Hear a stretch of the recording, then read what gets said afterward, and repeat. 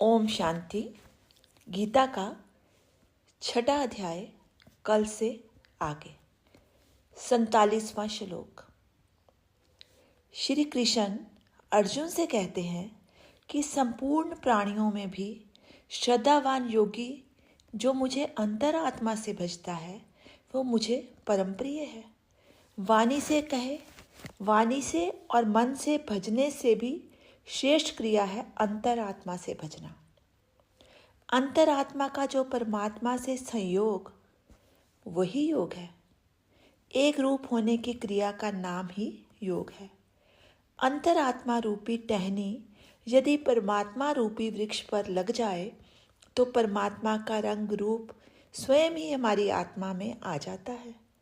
जब हम आत्मा की कलम को परमात्मा के वृक्ष पर चढ़ाते हैं तो एक और अनुभूति होती है।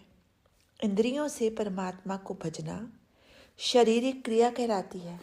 कहीं से जल, रोली, फूल, चावल, वस्त्र चढ़ाए।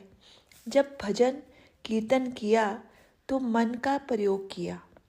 इंद्रियों से भजने से और बुद्धि से भजने से अलग अलग फल निकलते हैं।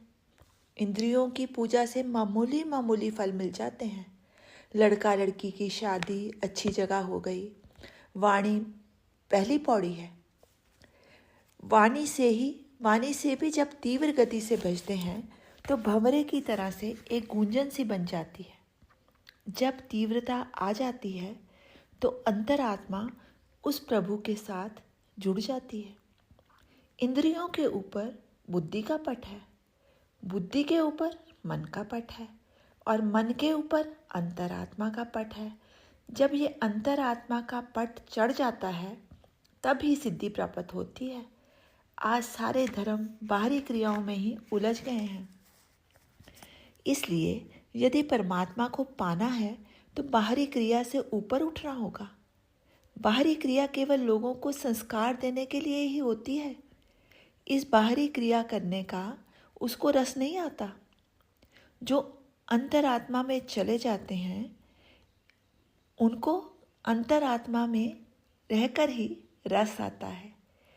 एक और वो जड़ व्यक्ति है जो बाहरी क्रिया भी नहीं करते। जब अज्ञानता खत्म हो जाती है तो मंदिर जाना शुरू कर दिया।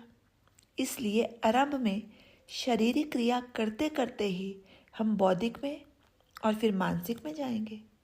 जब अंतरात्मा पूजा शुरू हो जाती है, जब आंतरिक पूजा शुरू हो जाती है तो योगी सोचता है कि किधर किधर मत्था टेकूंगा। कण कण में तो परमात्मा विराजमान है। तब ये संसारिक क्रियाएं छोड़ देता है और आंतरिक क्रिया शुरू कर देता है। सबसे कठिन क्रिया है आत्मा को परमात्मा में लगाना। ये शरीर जो इस लोक की मिली वस्तु है, इसे इस संसार में ही रख। इस संसार में मिली हुई वस्तु यहीं तक काम आती है। पंच महाभूत से मिला शरीर उसे ही सौंपना होगा। आत्मा संसार से नहीं मिली है, ये परमात्मा से मिली है। इस पर परमात्मा का ही अधिकार है। इसलिए जब मृत्यु हो जाती है, आत्मा उस शरीर रूपी घोंसले को तोड़कर निकल जाती है। आत्मा जब घर में रहना नहीं चाहती तो शरीर छोड़कर चली जाती है, क्योंकि आत्मा आने जाने में स्वतंत्र है। इसलिए वह जिस जगह जाना चाहती है चली जाती है। जिस प्रकार घर का मालिक घर छोड़ते समय नहीं पूछता, उसी प्रकार आत्मा जो चेतन है जड़ शरीर को नहीं पूछती कि इंद्रियां जड़ हैं, आत्मा चेतन है। आत्मा और परमात्मा स्वतंत्र तत्व है। वो किसी को पूछकर कुछ नहीं करता। जो व्यक्ति अंतरात्मा से मुझको भजता है उसे श्रेष्ठ योगी समझकर मैं अपना लेता हूँ। इसलिए परमात्मा संसारिक इंद्रियों द्वारा किए हुए कर्मों को महत्व नहीं देते। इंद्रियों तक किया हुआ संसार तक ही रहेगा, मेरे तक नहीं पहुँच पाएगा। एक साधु था, वस्त्रहीन रहता था, भिक्षा मांगकर गुजारा कर लेता था। पीपल के पेड़ के नीचे रहता था, राम नाम का जाप भी नहीं करता था। उसी गांव के लोग बोले कि पहाड़ पर हमारे देवता का मंदिर है। लोग पूजा की सामग्री लेकर जाते हैं, थाल सजाकर पूजा करने जाते हैं।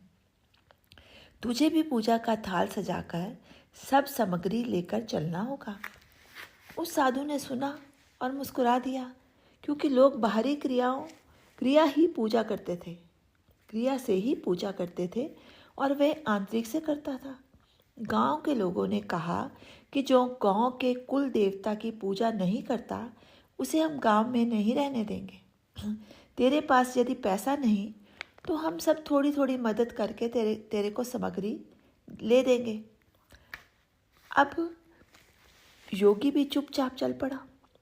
मंदिर में पहुंचकर जब लोगों ने कहा कि पूजा की सामग्री ले तो उसके हाथ बंद कर दिए। लोगों ने इंद्रियों द्वारा पूजा की। पानी, दूध, फूल, चंदन, रोली, चावल, फल चढ़ाए और देखने लगे कि ये साधु क्या करता है। उसने अपनी बंद मुट्ठी भगवान के सामने खोल दी। कहा कि लोग कहते हैं ये कुछ नहीं लाया, पर परमात्मा मैं अपना खालीपन लेकर आया हूँ। जिन्होंने अपनी इंद्रियों को ठसाठस भर रखा है वो तेरी कृपा किस में डालेंगे। मैं अपना खालीपन लेकर आया हूँ। जो भरना जानता है उसके पास खालीपन ले जाना ही है। अंजलि खाली लाया हूँ, हाथ खाली हम कहीं नहीं लेके जाते, चाहे खाली दिल लेकर जाते हैं। मैं आत्मा में परिपूर्ण प्रेम लेकर आया हूँ, जो इस संसार के लोगों को दिखाई नहीं देता है। अंतरात्मा से भजने की आदत डालनी होगी। जगत के व्यवहार में उलझे हुए लोग क्या परमात्मा को अंतरात्मा से भज सकते हैं? ओम शांति। शेष कल।